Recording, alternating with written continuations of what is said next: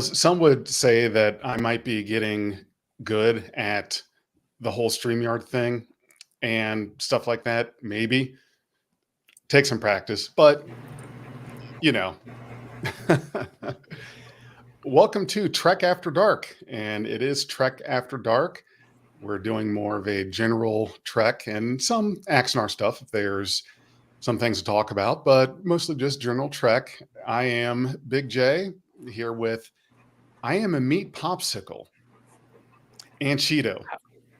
Now, Alexander is the meat popsicle. How you guys doing today? I'm doing good. Doing okay. Can you guys hear me okay? Sorry, I came in at the last second and my camera is apparently not connecting for some reason. So the camera decided it doesn't want to be a camera. Yeah. So I don't know why it's doing that, but I will get my tricorder out and try to diagnose the problem while we're chatting. The camera has one job to do, and that's it. Hey, we can't assume it's a camera. It might identify as a paperweight. You just don't know. It's about to be a paperweight here in a second. It's about to be a flying object.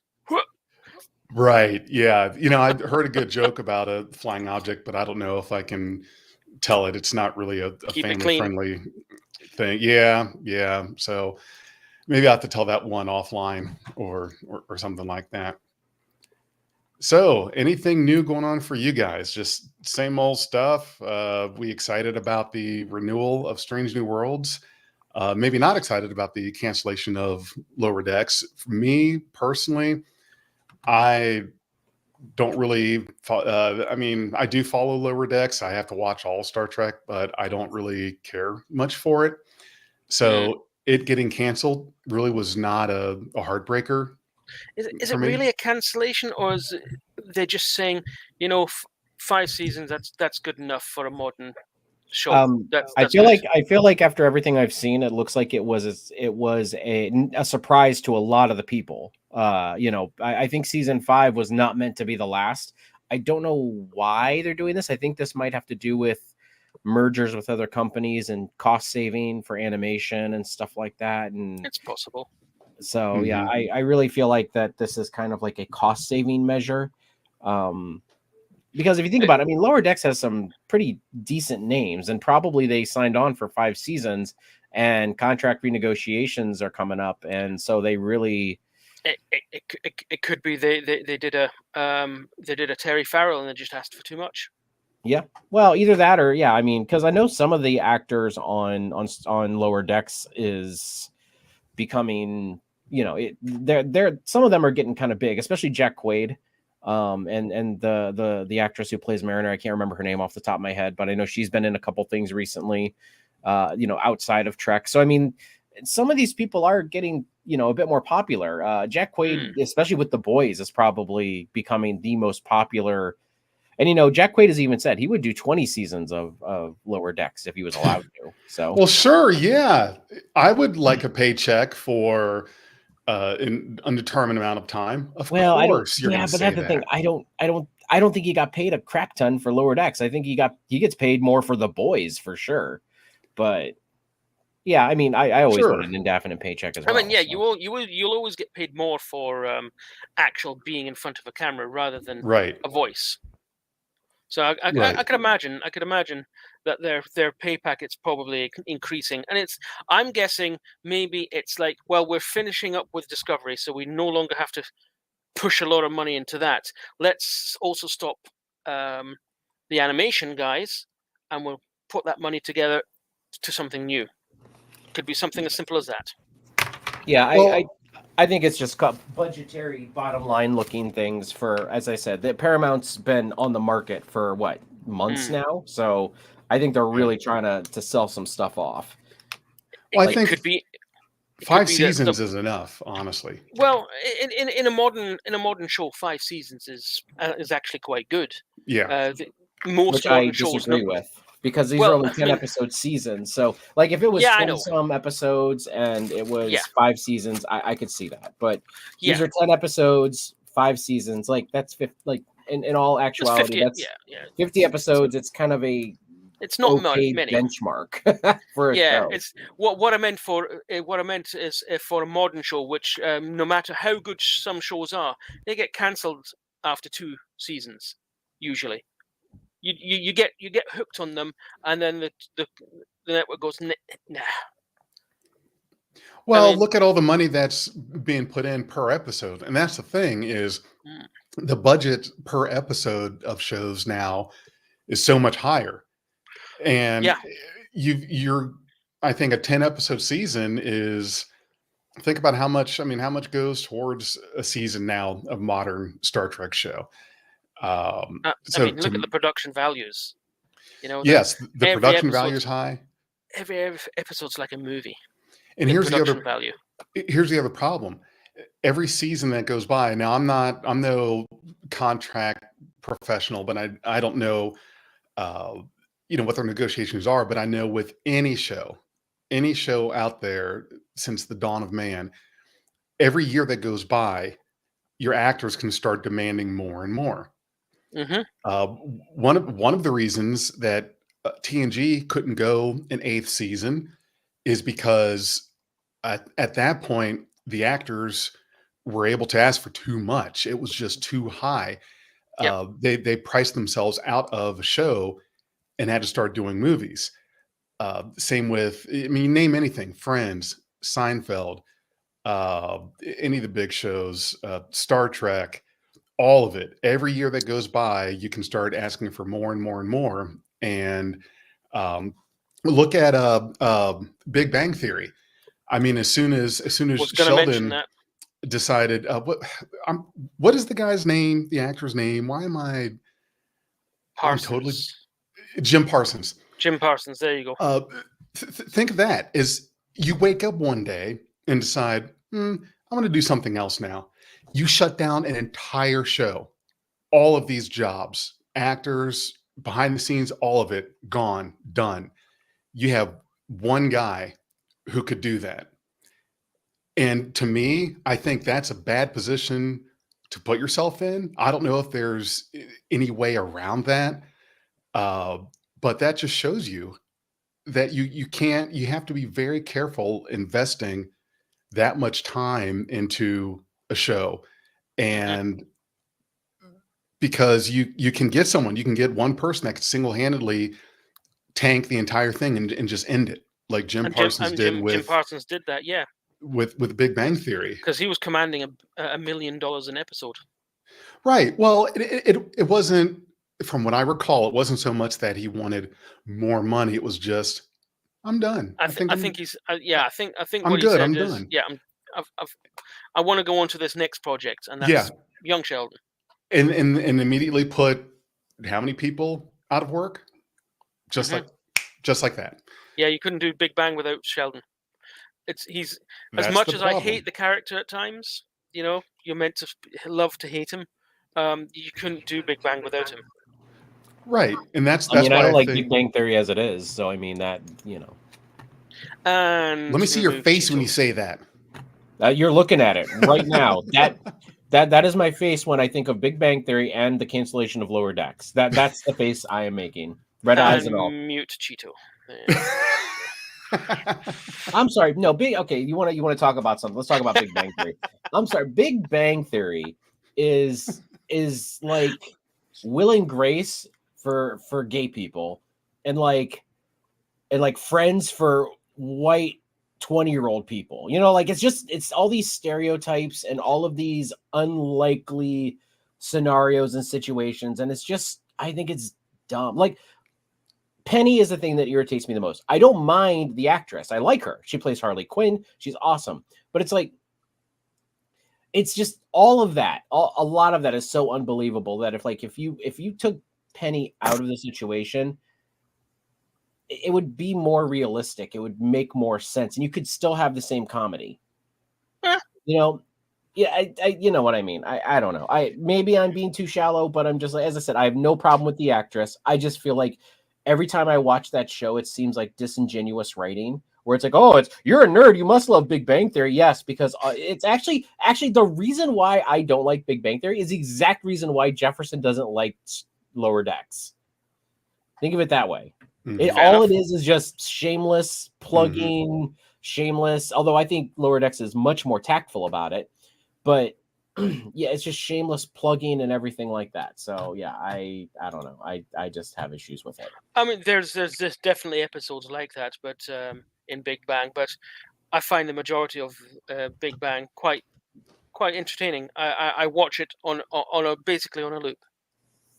Well, and that takes me to the point as to why I think these abridged, shorter seasons in the landscape we live in now is why this is happening. And I am completely fine with 10-episode seasons, 5 seasons, because all that's going to happen is your budget is just going to balloon because your actors are going to want to demand more and more and more and more. Right now, I mean, can Star Trek Strange New Worlds continue if Anson Mount decided he was done? I mean, sure, yeah, it could. They could do a time jump and put Kirk on there, so there is a little bit of safety. But the thing is that it's ugly. It starts getting messy when you consider trying to have these shows go on too long and allow your principal cast to just build more and more power, because then you're going to lose control of your show because your actors kind of start getting to where they are, I guess, dictating, for lack of a better word, what's going to happen next. Well, I mean, maybe. Oh, go ahead. Oh, well, I was just going to throw in. I was listening to the audiobook "Making It So," Patrick Stewart's memoir, and there was something he said in that book. I'm paraphrasing, that if he had been amenable to an 8th season of TNG, that it would have happened. So several factors going into not having an 8th season of TNG. One of them being that if your lead doesn't feel like doing it, well, then guess what?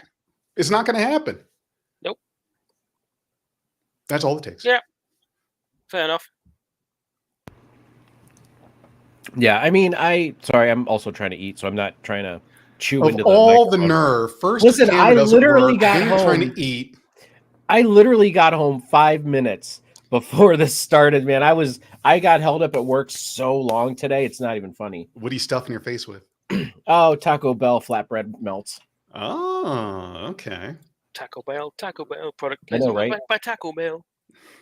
Okay, so and I agree with you, but as I said, with these seasons only being 10 episodes long, like, give us 13 episodes, give us 15 episodes, then you can, like, okay, after 5 seasons or something like that, maybe. I feel like we have not hit toxic belch. Brian Simpson says, not Simpson. Simpson? It's like Simpson. There's no P. The P silent.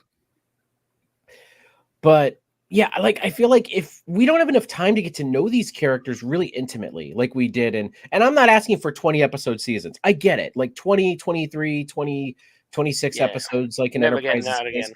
That's out of hand. But like 12, 15 episodes, we need to be able to get to know these characters. Like, the only reason why Discovery is like, hey, it's okay that we only get to know Burnham, really, is because, well, there's not a crap ton of episodes for us to really branch out and have those off-kilter episodes where we go off with Uowu and Reese and they do their own, they do their own adventure, in the spice trades of Rurapente or something. You know what I mean? Like, I know that's a very weird. That's the first stuff that came to mind, but yeah, I just feel like with these shorter seasons, we just don't get to know these characters as intimately, and I feel like that's why a lot of these characters are going to be forgettable, except for characters that are already pre-established. Picard, we already had 8 seasons with those characters.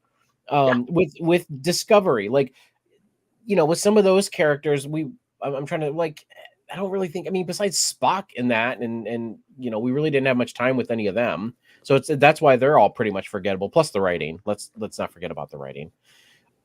Strange New Worlds. Yeah, we know, like, number 1. We know Spock. We know, obviously, Pike. But it's like, after 5 seasons, we're already going into season 3, and we don't know much more about Mbega. We don't know much more about Ortega's. I mean, at least I know their names, unlike Discovery. She flies the ship.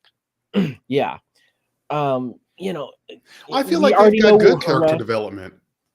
Huh? Just my opinion. I feel like we have good character development with Mbenga, Ortega, and the others. Better than Discovery, that's for darn sure. Well, but I mean, let's dig a hole, put the bar under it, and then go under there. Discovery is just basically the Burnham show, right?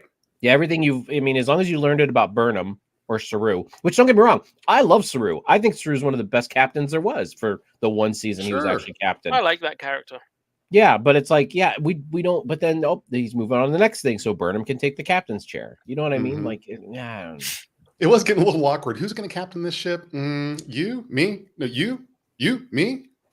So yeah, it's someone had to find their way off that ship, and they, of course, they made the obvious choice. Is I think Michael Burnham was always going to end up being the main captain of the Discovery, but it's not like you can't have more than one captain on a ship. Captain Kirk, Captain Spock, Captain Scott, for example. Mm-hmm. From Star Trek 3, from Star Trek 3 on, Kirk didn't get demoted back to captain until at the end of 4, but at 3, once Scotty got promoted, you had Spock and Scotty as captains, then Kirk gets demoted, so you have the 3 captainship. I think that and that's what kind of irritates me about the original movies. I like the original movies, all but 5.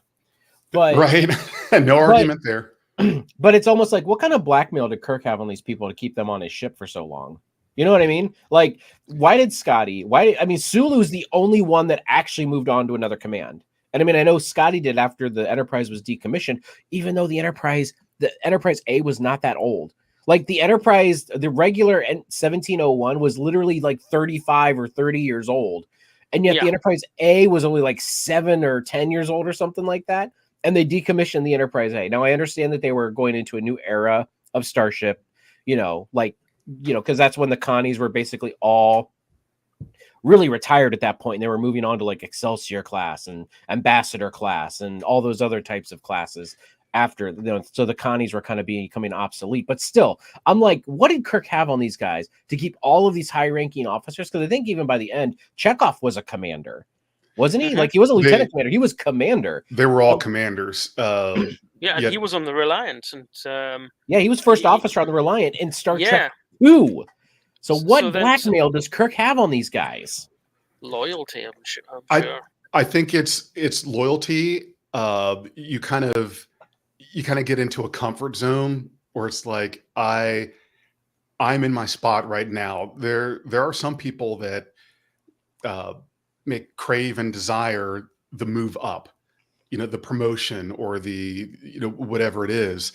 But for some people, that's not an ambition that they have. And so when you find yourself on a ship like that with someone like Captain Kirk, it probably doesn't take much of anything to get you to stay. You may not want to be on any other ship but that one. Look at Riker. How many times did they pull the center seat out for him? How many times did he turn it down? And he stayed next to Picard. Choice. Yeah, I imagine that's it.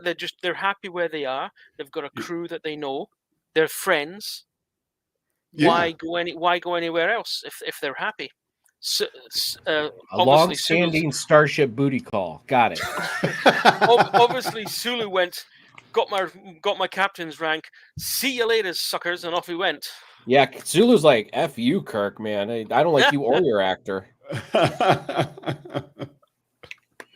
And I mean that there is something to be said with that. You are correct. I mean, like they could have just been comfortable where they were at. Maybe their departments only had a certain like rank ceiling or something like that. You know what I mean? Like, but yeah, that's touched upon in TNG as well, where Beverly Crusher, she's a full commander. Yep. as a doctor, she doesn't need to, but she felt she wanted to advance just to get some bridge time and stuff like that. But it's a choice. I think you're talking about Troy. No, she's talking to Crusher about. Troy is talking to Crusher. Why did you go for Commander? She says, because I wanted some more responsibility.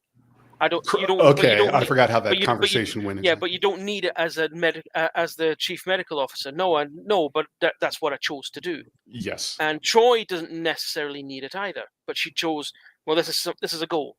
So well, I mean, and Beverly in the All Good Things storyline or timeline, Crusher she becomes a captain. Yes, she does become a captain. So the time can change people, So yeah, it's and as we know that's a possible future that never came to pass now because everything was fixed. So right. If everybody could please stop saying that the Galaxy class with 3 nacelles is the best thing ever, please. No, it doesn't. It never existed. Thank you very much. It existed in Birth of the Federation. It's my favorite class of ship in Birth of the Federation. Andrew Corbett hates it. That's a good game. Hates it with a passion. Hey, Stephen Ross, thank you very much for your donation and your comments. We appreciate that. Shout out there for Stephen. Sorry, guys, you were saying about the Dreadnought the Dreadnought Galaxy variant. I was actually going to say, Jefferson, have you ever played the All the Ages mod for Birth of the Federation? It's where the ships start from Enterprise and go all the way up through Nemesis. No, I was not aware of that mod. I haven't played Birth of the Federation in like a long time. Oh, it's so good, man. You got Is it like current-ish? I mean, it's the same game. It's just they fixed the bugs and they did, as I said, you literally, if you start off at like civilization levels like 1, like you start off with the NX-01 and then you go all the way up through the Lost era, like the Kirk era, Lost era, like all those ships, Ambassador class, like they added all of that stuff in there that was not in there originally. I might have to get on Steam and take a look at that. I would like, I've looked before at their. It's not on Steam. It's not. No, you got to find it online. And the place that had it for me when I downloaded it years ago, doesn't have it anymore. Like it was taken down. So, but I still have. I did on my gaming channel. I played a whole playthrough with it. Oh, it's so beautiful. I love it so much. Well, I'll have to dig around, see if I can find that. That does sound pretty interesting. But go ahead, Alexander. Yeah, I'm just saying, as big a fan as I am, I've never really played any Star Trek games. I tried Star Trek Online, and I'm like, nope, this is just Star Wars with a Star Trek skin. I like Star Wars. Oh, you hater. I like Star Wars, don't get me wrong. Listen, I'm going to make you a list. Just no. The one game I did remember playing a lot is it's like remember the Command and Conquer style where you see Armada. Star Trek Armada. That's it. Yeah. You can either play the Klingons or the Federation. I remember playing Federation, Romulan, or Borg. Actually. Yep. Yep. Well, no. This was planet based. It was you had to build. What game was that? I can't remember. That's the thing. Yes. I played the heck out of that game. I played it. I don't remember the name. It wasn't. I can picture it. I can picture the gameplay in my head. It was basically the Command and Conquer style game. Yep. Planet on a planet. You either played the Klingons or the Federation, or Starfleet, and you had basically little hover machines and stuff like that. Holy shit! I can't remember things that never actually existed in Star Trek. Indeed. Well, we don't know that. I can't remember. I cannot remember the name of the game. I'll figure it. While we keep going here, I'll figure. I had that one, but that's the one game that I've thoroughly played through a long time ago. That was a good one. That was a good one. Oh, and if we start talking about Star Trek games, we'd be here all night. Oh yeah. Well, and I guess that was the first computer game I ever had was Star Trek, the 25th anniversary game. Mm-hmm. Mm-hmm. It was like 11 floppy disks to install, something like that. Yeah, this was back in the day. It was ridiculous where you pretty much had to babysit your install. Yeah, that was such a cool game. Love that game. And a lot of the original voice actors came back too. Yep. They did a voice version of that game, and then its sequel, Star Trek Judgment Rights. Mm-hmm. I did have a copy of a legal copy of Starfleet Academy, but my mother got it for me for Christmas one year, and bless her heart, she didn't realize that the computer we had at the time had no chance in hell in running it. Brian, we're going to try to resist the urge. We're going to try. It's tough for gamers not to just devolve into anarchy, talking about video games. Mm. But so what is? Yes, I want to see.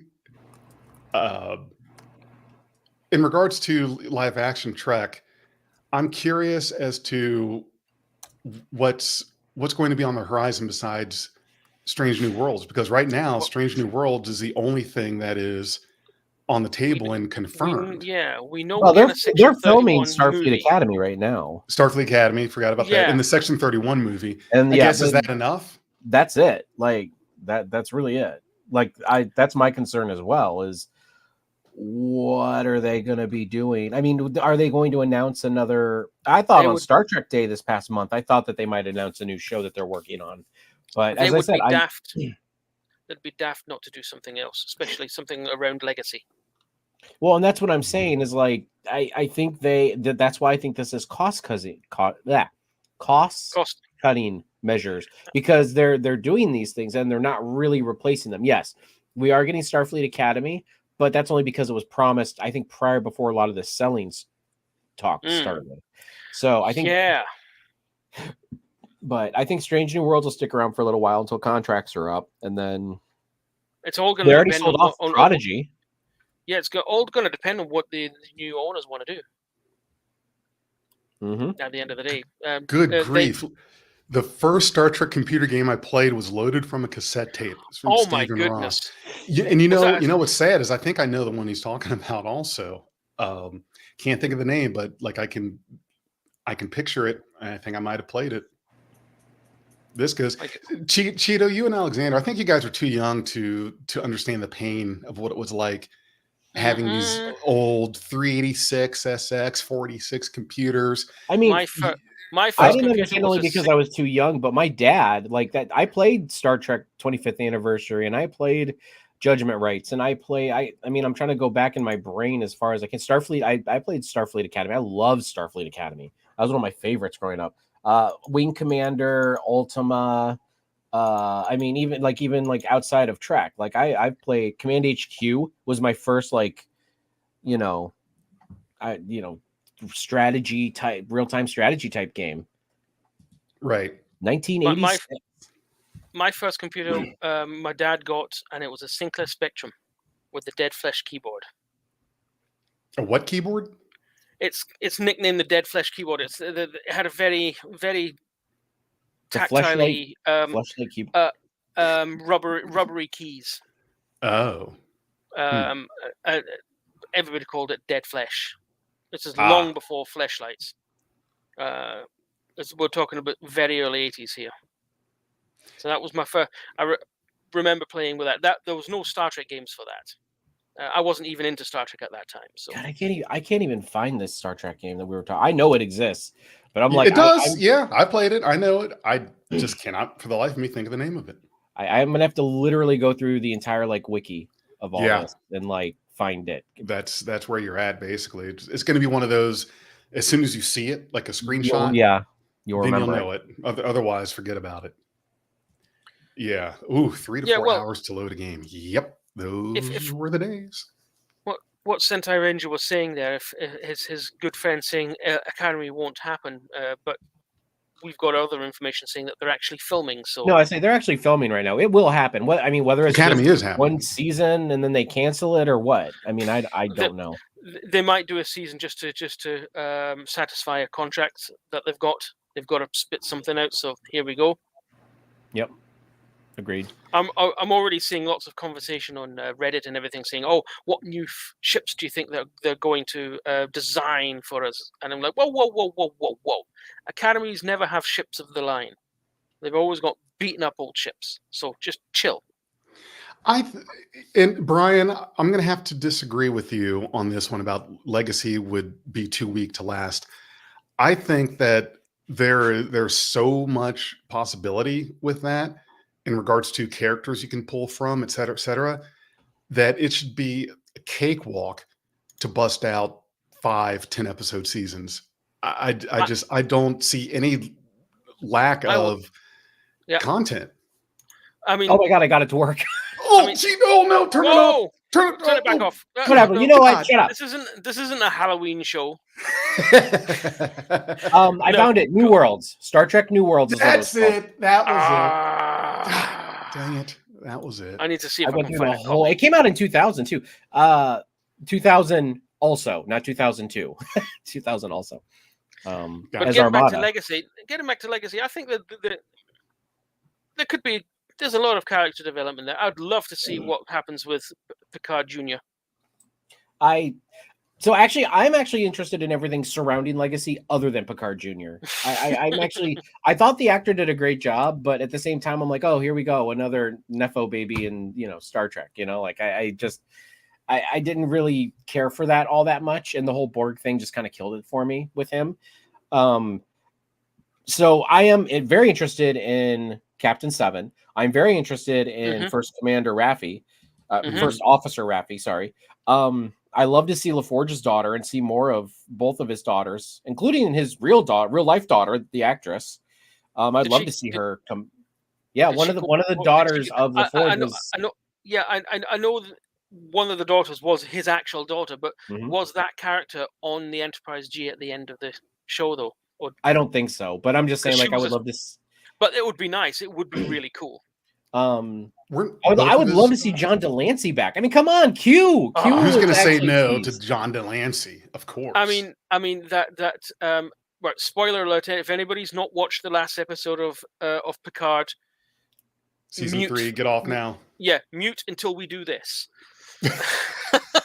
Or just have you been living under a rock? I mean, really get to it. Exactly. Yeah, it's been over a year now, right? It's been over a year since it aired. The post-credit scene with Q. Yeah, you're right, Cheeto. But that's what I'm saying. Like as I said, I didn't mind the actor who played Picard Jr. Like I thought he was okay, but it's just like the character was okay. The actor did fine. But I want everything surrounding it, and I want them to change the Enterprise G back to the Titan A. I don't care how they do it. Yes, I hate the Enterprise G. Yeah, can't do it.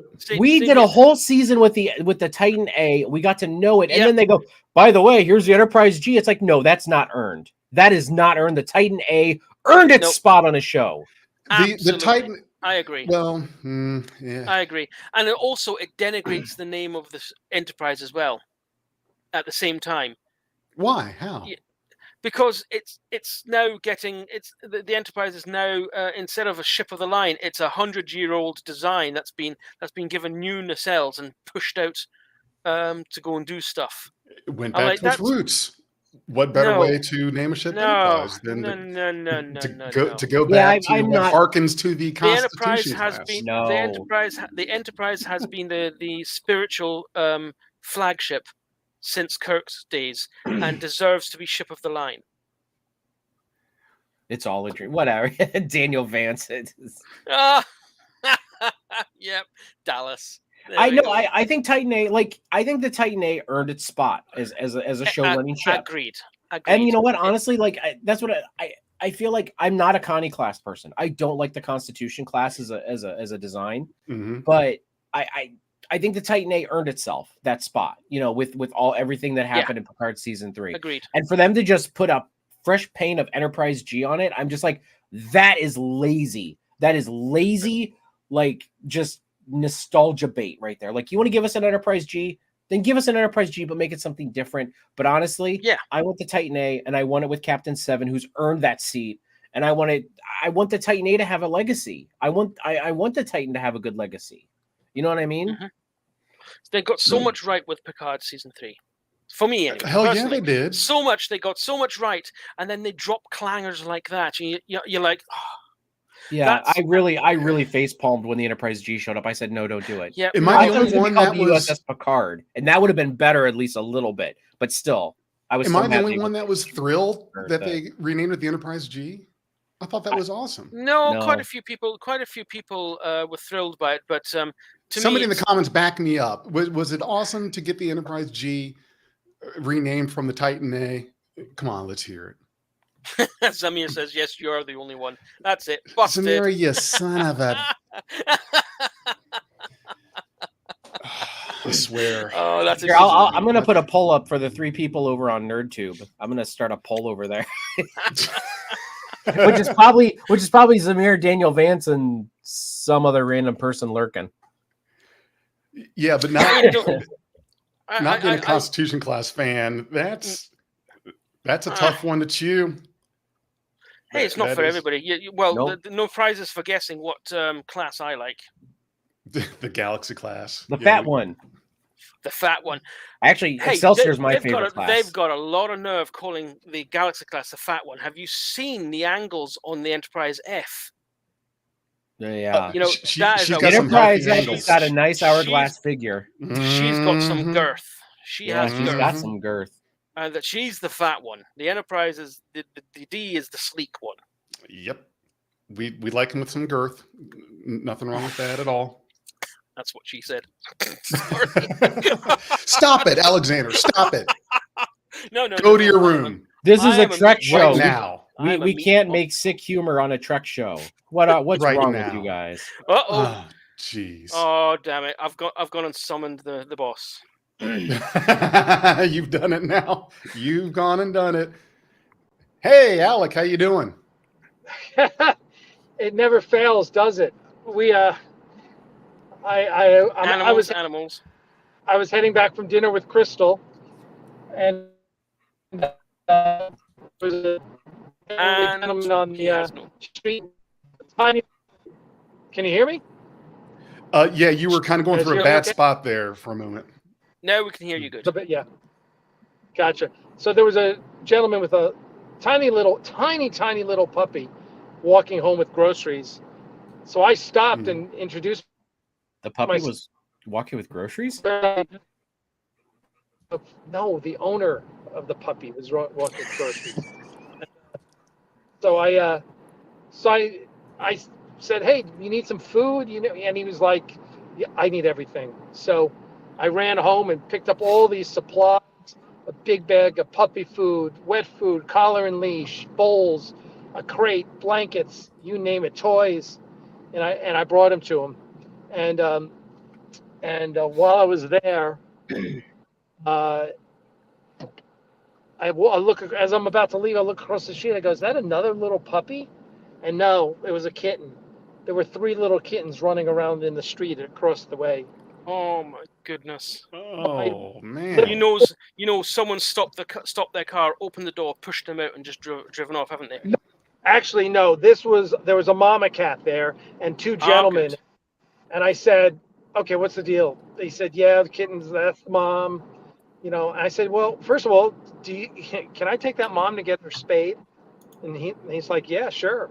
And this was, a poor section of town, and I said, "Okay, what about the kittens?" And he goes, "You can have them." I said, "All right." So loaded the kittens up into the car, took them home. Crystal's finishing Crystal was washing them. I was drying, set them up, and now I'm going back for the mom. You can see the crate in the back. I'm going back for the mom cat. Hopefully, I think these 3 are definitely old enough to eat on their own. But nonetheless, we'll get the mom and we'll throw the mom in with them for the night, and then I'll get her spayed tomorrow, and then bring her back so she can spend a little more time. And then she's just an outdoor cat there in the project. So yeah. So anyway, that was that. I was driving home and I was like, "Oh, I'm going to make it this time. This is going to be fine." And of course, it never ends. Never ends. So yeah, that's how it always works. Yeah. When you think you're going to be on time for something or early, the universe has other plans for you. But this time around, you're not having to do like a multi-state drive for these, are you? The goes to Monday. Going up to Charlotte. It's from my house. So significantly smaller task than before. Okay. So, anyway, that's not bad. How are you all doing? No, we're having a blast. So we're arguing about the Connie class. Well, I'm gonna we're having some about. What's that? We're having good debates on ship classes, Enterprise G, Star Trek games, and all kinds of good stuff. Oh, okay. Well, I am close to where the mom cat is, so I'm going to let you guys go. And if we get the cat settled before you're done, it might say hi, but I doubt it. If not, all right. All right, you drive safe, okay? Be careful out there. We might have lost him already. Yeah. It must be some bad signal areas out there, which that's something that can definitely happen. Definitely. Man, I can. That's the thing I always hate seeing is stray cats, dogs. Give them a home, and I know it's not like I'm able to home animals, but you kind of wish that, Yeah, I mean, I won't say there is an afterlife. We don't know. I hope so. I also hope there's a hell, because I know that anybody who abandons animals in the way that I've seen some people abandon animals, they're going straight there. I mean, These are companion animals. They're going to go be with the paw wraiths. Right. Yes, indeed. Absolutely. Goldicat and the paw wraiths are coming for you. They're going to have to clip Goldicat's toes. Ow. For eternity. And people who abandon animals. I agree 100%. Yeah. So yeah, that's something that really riles me up. That subject. Right. No. Yeah, I hear you on that. So where were we? Yeah, Connie we were. Cheeto doesn't like the Connie, so we're talking about thick ships. And thick ships. We were talking about. And then someone's who was it? Sentai said the Enterprise G. Here we go. The Enterprise G should either be a sister Connie 3 class or the Ross class. No way. Connie 3. Yeah, I'd be on board with that. Possibly, rather than renaming the Titan A, because that was just an insult. But the Ross class is a horrible fan design. It's just, I like all these elements of these ships, and I'm going to smoosh them together, and aesthetics be damned. Yeah. I also think the Ross class is a little bit on the ugly side. It's like you show a 5-year-old a picture of the Enterprise D, and then 2 weeks later say, "Right, now draw what you saw." That's how I think that's how we got the Ross class. You might be right. I like this. Well, it's like the kid. It's like when you're in middle school and you're trying to draw a car, and you just can't draw it right. Like it doesn't work when you draw it, and it's just that's the Ross class. Yeah, that's it. It just doesn't look right. Someone at STO said, right, we need a new design. It has to be the Enterprise D, but better. And this guy just turned around, saw the picture that his kid had drawn after watching TNG for a couple of hours, and went, "How about this? That'll do."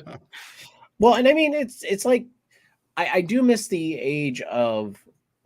I understand why there's so many Connie classes and TOS and stuff like that. You know what I mean? Like, why are we just making classes to make classes? Why there needs to be practical reasons as to why we have so the Axanar class, the Steam Runner class, the Nova class. Like, there's reasons that these classes are designed the way they are, because they are faster ships, they are heavier duty ships, they are these are I don't want to say warships, but they're mostly warships that are meant to fight the Borg or any major threat. You know what I mean? The Enterprise D was made to be a cruise liner in space. Deep space, take your families with you. That's why it's designed that way. I miss the Defiant. No nacelles. It is defined the way it is, or it is designed the way it is because of a purpose. Then you get like these people that just design all of these ships, and it's like, oh well, we're just like the Ross class. We're just taking the Galaxy, changing it a little bit, and then making it this, you're supposed to love it because it kind of looks like this other thing. And it's like, no, it's got to have a purpose. I'm going to say something controversial here. Uh-oh. This has bothered me with Starfleet for a long time. There are too many classes of ships. There are too many different ships. I agree. It has gotten silly, a little ridiculous, if you ask me. You just, what is, it's like they're doing it just to do it, just to have fun.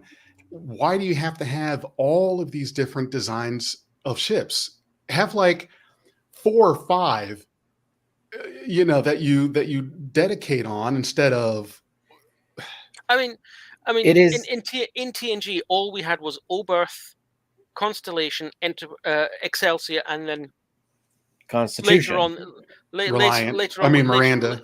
Later on, we had the Miranda class and the Nebula class also coming, and also the Galaxy class. And that's the thing is that they're pulling an anime. Like it's anime style. Like in Dragon Ball Z, anytime they need more merch sales, what do? They give one of the protagonists a new form, and they sell more models. They sell more toys. They say, like, you know what I mean? Like that's kind of what. And I think it goes back to what Jefferson said originally. Oh, well, we need something that's like the Enterprise D, but like we can sell it and it's different, like just a little bit. I mean, that's what STO is all about. They want people to get the new ships. That's why they're always coming out with these, and they've come up with some absolute horrendous stuff. That I honestly, I feel like they've done what who did the first technical manual again? That Franz Josef, him, right? Mm-hmm. You see all the designs that he drew. It's like he got a felt board and these bits of Starship, threw it at it, and whatever way that they landed, that's how he drew the ship. And that seems to be what they're doing with STO as well, just to get people, buying these models and or grinding the grinding missions to get that new ship. It's new ship for the sake of new ship without any thought behind it. You look at the Enterprise D, for example, right? Is the epitome of thought put into it. Mm-hmm. You look at Andrew Probert's notes on it. He's got specific reasons why things are where they are. The whole neck was supposed to be a connection point for docking. Mm-hmm. So it's supposed to have corridors and everything leading to it with airlocks and stuff like that. And everything's got its place and it's got a reason for it. So he thought about it, and it's, as Chito said, it's a space cruiser. It's got 10 years of fuel on board. It's supposed to go out into the deep space and then come back many years later. I think that the whole concept, and this was a comment I just highlighted a little bit ago, was about by here, and I'll just highlight it again. Daniel Van says by Picard season 3, the fleet is copy paste. Yeah. I'll defend that. I'll defend that too, because especially the fleet that turns up in season 1. Everybody's going, that the Incursion class or whatever it was called. The Inquisitor, I think it's Inquisitor, called. Inquisitor class. Yeah. There's 2 distinct classes there, because you can see that there are 2 ships side by side, and they've got different nacelles, roughly the same hull, but 2 different nacelle designs. So there's 1 sub variant and 1 main variant there. Mm-hmm. That makes sense to me. Everybody's saying, "Oh, that was just cheap and lazy copy and paste." Well, no. Look at World War II. Do you think the Royal Navy or the U.S. Navy came up with a different destroyer for every single battle? No. They just spat out Fletcher class destroyers, like and sometimes you had 30 or 40 of them in the same postcode. I mean, but I kind of also disagree with you. But I mean, there needs to be some variety. Like, I see where you're getting at with Picard season 1, where it's like, yes, it seemed more uniform and that tracked. But it's like I also am like, no, but as you were saying, like destroyer class, like you do need to have like your light cruisers, your cruisers, your destroyer class. If you have an armada, you need to have like all the facets of an armada, and that's kind of where and that's where I'm like. I get it having a couple different classes, but as I said, they need to have purpose. Like in the Dominion War. Like you would see the bigger ships, like the Galaxy class and the Excelsior class, but then you would also see like the Reliant class. And I know that they were repurposing all these models, but still, like they had the Reliant classes that kind of forming as like a light cruiser or a destroyer, and assisting like more of the scout vessels, which were like the I can't remember what class the Maquis ships were, but those vessels and the Defiant, which was more of a war cruiser scout. But yeah, so I get what you mean, but I think what the purpose is, they sent their biggest and baddest ships, and those happen to be the Inquisitor class. Probably as a result of the Dominion War, Starfleet realized we can't have just all these Mirandas and Excelsiors and everything dotting around all the time, because they just got slaughtered during the Dominion War. Two of the most spectacular starship deaths from the DS9 episode was the Zetek and the Majestic flanking the Defiant. They had, it's all make believe, so we know no one died, but I'm not glorifying death here. But those were some pretty spectacular deaths for starships. But they were easily offed. It's like done. Yeah. Well, that's why I'd love for somebody. That's why I'd love for somebody to go back and like actually redo those scenes with like modern, like more like have the Reliance be replaced with like a Karens, or something, something else maybe a little bit lighter, just because, as I said, they're throwing Mirandas and Excelsiors at the Dominion War, the biggest threat to the Federation, when you're supposed to have a Karens, Steam Runners, Nova class, Saber class, Well, they didn't have. They got caught with their pants down. That's why they didn't have any of them. The Dominion War went on for almost 3 years. They could have got some of those out. You do see Steam Runners and everything like that making up the background. Yeah, in the background, but Steam Runners and we saw Akira's as well. One quite famously gets vaporized almost in front of camera. Yeah, but those need to be in the front line. The most advanced ships, especially ones that were built to combat the Borg, those need to be in the front. Absolutely. Not Miranda class. Like, you are sending those people to die. Yeah. At this time, you might as well just be called Ensign Ricky. Yeah. Right. USS Ensign Ricky. Right. In you go. Starfleet needs to find a way to get it done with, I would say, 5 classes or less. Stop being cute with it. Yep. You can have your essentials in 5 classes and be able to bulk create those. And I think 5 is probably being a little generous, because I think when you have all of that, you have all of that variety. To me, it just comes off as you're living in so much. Such a decadent world that you can just play with ship designs. You're just playing. Let's do a ship class with the nacelles here. Let's do one with them here. Let's do one with the saucer like this and that. You're just playing. You're having fun instead of, okay, we're going to have this class. We have these 5 classes, and now we just need to churn out a few hundred of each one, easy, rapid fire, instead of trying to manage 12 different classes of ships on your roster or more, or whatever. 12 is being generous. There's probably 50, I would say, in one era or another. But honestly, like, I think you made a really good point there. I really think that's honestly what they were doing up until the Borg showed up.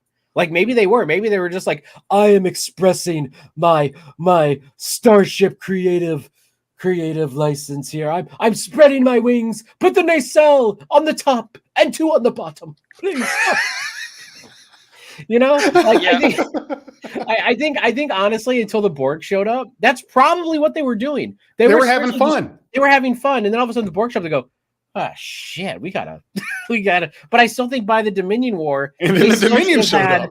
They still should have had more than just Mirandas and Excelsiors. And I get it, everybody. I get it. It's a TV show. It was budgetary reasons, but I would just love it if a fan project went back and just redid those battles with more modern ships. Have some sovereign classes in there too, because they were around at that point. Someone's redoing the Wolf 359 battle. Yeah, I've heard about that. Yeah, he's done part 1. Controversially, he's decided that the Melbourne, which is Admiral Hanson's ship that gets destroyed, is a Galaxy class without its saucer. I know. I saw that it's a battle section. I'm like, really? I was like, no Galaxy class was there at all, because until the Odyssey, we only know of one Galaxy class that got destroyed. It's the only one that's ever mentioned, and as we know, that's the Yamato. Yep. Yeah. So yeah. But you can do that. He's what he's done. He's got I think what is it, the Niagara class, which is basically like the Ambassador with an extra nacelle stuck on the bottom of it. What? Yeah. Oh, jeez. It was a kit bash. What they did is basically the the Frankenstein fleets. They just needed they were designed to just be destroyed. That was it. They made them. And then they destroyed them and hung them on bits of string and had a camera go by, and that was your wreckage field. So no real thought was put into them. Right. Yeah, they were just like, these are all our blown up ships that we made up. Yeah, I mean, here's some model kits. Have at it. Yeah. So I mean, so I would love it if somebody went back and reimagined it. That would be great. That would be fantastic. If they went back and reimagined that entire war, like all the don't change any of the dialogue. Don't change any of the the scenes. Just change the visuals. Yeah, just change the CGI and add more modern, like the more that era, like almost like in between like First Contact, like right around First Contact, because they talk about in DS9 about the Borg attack. So we know that the Sovereign class had been around as well as all these other ships. So we know they're in service, as I said. Yeah, and we know the out of universe reason why we don't see the Sovereign class on screen. It's the same way why we didn't see an unmodified Galaxy class until until Generations came about, because they didn't want people thinking, oh, that's the Enterprise. Right. So when we did see a Galaxy class, it had these big, massive growths on its nacelles to say, this is not the Enterprise. Yeah, because we're dumb. As fans, we're dumb. We don't know how to read. Some people are of that ilk, unfortunately, because I have read for so many years. Oh, look at they've got the scales wrong in this fleet. An Excelsior class isn't as big as the Galaxy class. So no, dude, the Excelsior class is in front of the camera, and the Galaxy class is a bit further away. It's called perspective, but because it looks bigger on screen, they're going, look, the Excelsior class is bigger than the Enterprise. That's because it's behind it, over there. So I understand why they didn't have the Sovereign class in the fleet battles, and the controversy, the Enterprise E.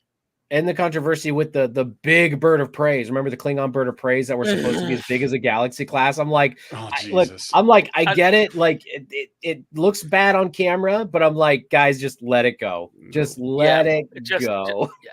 Some battles you've got to pick your battles, and I'm like, nah. The Vorcha was one of the big bad booty daddies of the TNG era. Like there was no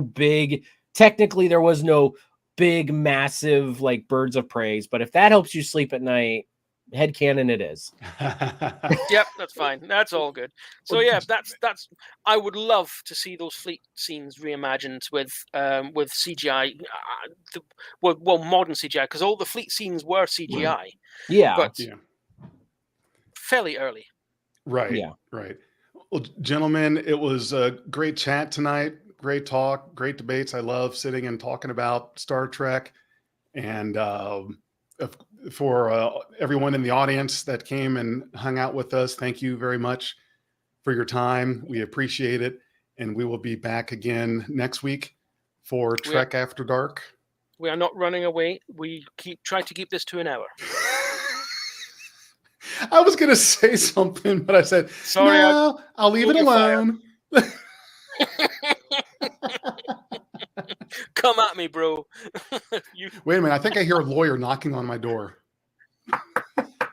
Hello? Who is it? Room service? All right. Catch you guys later. Is it from a hotel? Okay. All right. Good night, everyone. Live long and prosper. Have a good one. Peace and long life.